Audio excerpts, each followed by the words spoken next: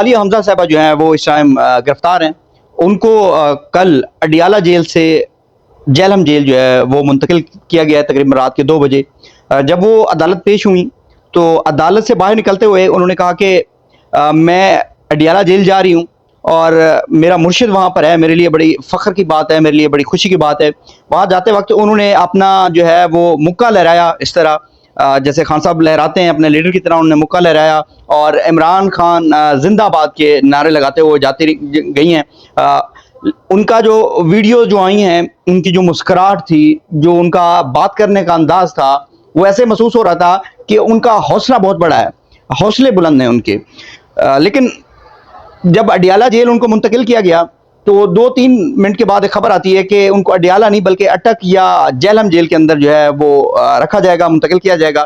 تو اس کی خبر جیسے ہی گھومی ہم لوگوں تک تو آ گئی, جیسے بھی آئی, کسی نے سورس کے ذریعے سے, کسی صحافی کے ذریعے سے خبر یہ ہم تک پہنچ گئی. لیکن اس چیز کا عالیہ حمزہ صاحبہ کو نہیں پتا تھا کہ ان کو کہاں جو ہے وہ لے جایا جا رہا ہے. ان کو گاڑی کے اندر سوار کیا ہوا ہے. اب یہ 2 سے 3 بجے کا ٹائم ہے. اب ایک خاتون کو آپ بتائے بغیر ایک گاڑی میں بٹھاتے ہیں اور رات کو آپ جنگلوں میں سے, موٹر وے سے آپ گزر رہے ہیں اور وہ خاتون اکیلی ہیں. آپ سوچئے گا کہ ان پر یہ کس لیول کا مینٹلی ٹارچر ہوگا. اور ان کو یہ عالیہ حمزہ صاحبہ کو نہیں پتا کہ ان کو کس جیل کہاں لے جایا جا رہا ہے. یہ ہم تک خبر آئی ہے, ہم باہر بیٹھے تھے سن رہے تھے, لیکن عالیہ حمزہ صاحبہ کو اس چیز کا نہیں پتا تھا کہ اس کو کہاں لے جایا جا رہا ہے رات کے پیر. ایک خاتون کو اس ٹائم 2-3 بجے جب رات کے آپ کسی گاڑی کے اندر موو کر رہے ہیں, 3-4 گھنٹے کی ڈرائیو ہوتی ہے, تو آپ کو ویسے بات کرنے میں تو یہ میرے خیال سے معمولی سی شاید بات لگ رہی ہوگی, لیکن اگر آپ اس پر سوچیں یا آپ کے ساتھ یہ بیتے تو میرے خیال سے یہ بہت بڑا ایک مینٹلی ٹارچر ہے انسان کے لیے. بہرحال عالیہ حمزہ صاحبہ جو ہیں وہ جیلم جیل کے اندر پہنچ چکی ہیں اس ٹائم. ان کی فیملی کے جو ہے وہ کنسرن ہے کہ ان کی جو صحت ہے وہ ٹھیک نہیں ہے اس ٹائم. ایک اہم بات میں آپ کو بتاتا جاؤں, میری عالیہ حمزہ صاحبہ سے جب بات ہوئی, عدالت کے اندر وہ موجود تھیں کل, تو میری فون کال پہ ان پہ بات ہوئی تو میں نے ان سے حال چال پوچھنے کے بعد پوچھا کہ میڈم کوئی پیغام دینا چاہیں گی. انہوں نے ایک پیغام دیا جو میرے پر فرض تھا, میں کل کچھ مصروفیات کی وجہ سے نہیں بتا سکا, لیکن میں آپ کو بتانے لگا ہوں. وہ پیغام یہ تھا کہ طاقتور لوگوں کو بتا دیں یہ گردن جو ہے یہ کاٹنی پڑے گی, جھک نہیں سکتی. یہ پیغام تھا ان کا. دوسری بات, تحریک انصاف کی جو لیڈرشپ ہے اس پر بہت افسوس ہے کہ ایک صوبے کے چیف آرگنائزر ہیں اور اس کے لیے کوئی اس طرح کی ایکٹیویٹی نظر نہیں آئی. عدالت میں کوئی خاص کوئی اہم بندہ جو ہے وہ نظر نہیں آیا.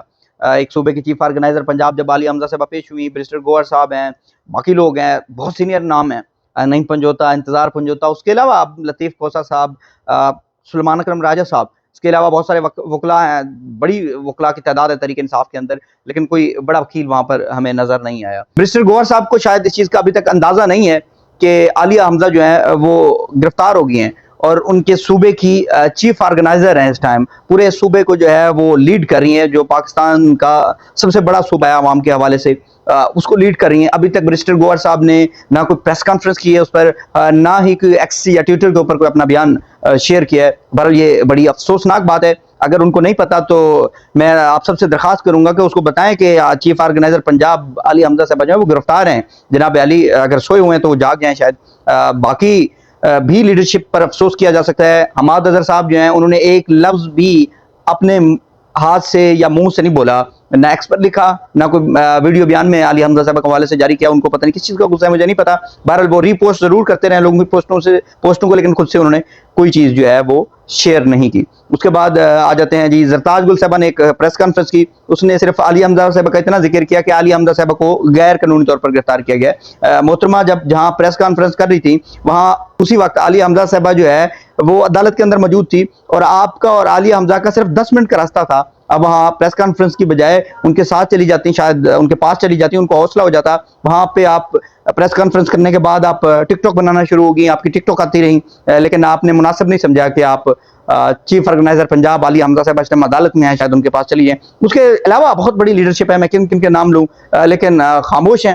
شاید عالیہ حمزہ صاحبہ سے وہ ناراض ہیں, یا ان کو شاید لگتا ہے کہ عالیہ حمزہ صاحبہ جو ہیں وہ فرنٹ فٹ پہ کھیلتی ہیں تو ان کے ساتھ اگر ہم جائیں گے تو ہمارے لیے خطرہ پیدا ہو جائے گا, شاید وہ ڈرتے ہیں. کرنی تھی شیر افضل مروت صاحب جو ہیں وہ شاید پاگل ہو گئے ہیں، پنجابی چ کہندے نے کہ وہ باولا ہو گیا شاید، وہ خواتین کو گندے میسیجز ایکس کے اوپر ان کے ان باکسز میں کر رہے ہیں۔ سمینہ پاشا ان کے حوالے سے گندی اور گھٹیا لینگویج انہوں نے استعمال کی ہے۔ بہرحال پٹھان بڑی غیرت مند قوم ہوتی ہے، تو سمینہ پاشا اور باقی جو خواتین ہیں ان کو میں یہی کہوں گا کہ شیر افضل مروہ صاحب جو ہیں وہ باولے ہو گئے اس ٹائم، ان سے دور رہیں، ان کے پاس سے نہ گزریں۔ تیسری ایک خبر آپ کے ساتھ شیئر کرنی تھی، صحافی ہیں احمد نورانی صاحب، ان کے بھائیوں کو 1 مہینہ پہلے جو ہے وہ اغوا کیا گیا تھا اور آج پولیس مقابلہ شو کر کے ان کو برآمد کیا گیا ہے۔ اب یہاں پر جو کہا گیا ہے کہ کچے کے ڈاکو نے جو ہے ان کو اغوا کیا ہوا تھا، بہرحال یہ بڑی افسوسناک بات ہے کہ کچے کے ڈاکو جو ہیں وہ لوگوں کو اب گھروں سے اغوا کرنا شروع ہو گئے ہیں، اور کچے کے ڈاکو اتنے طاقتور ہو گئے ہیں۔ بہرحال کچے کے ڈاکوؤں نے نہ تو کوئی پیسوں کی ڈیمانڈ کی نہ کسی اور چیز کی ڈیمانڈ کی۔ آج کے لیے اتنا ہی، فی الحال مجھے اجازت دیجیے گا، ملتے ہیں اگلی ویڈیو میں۔ اللہ حافظ، اللہ نگہبان۔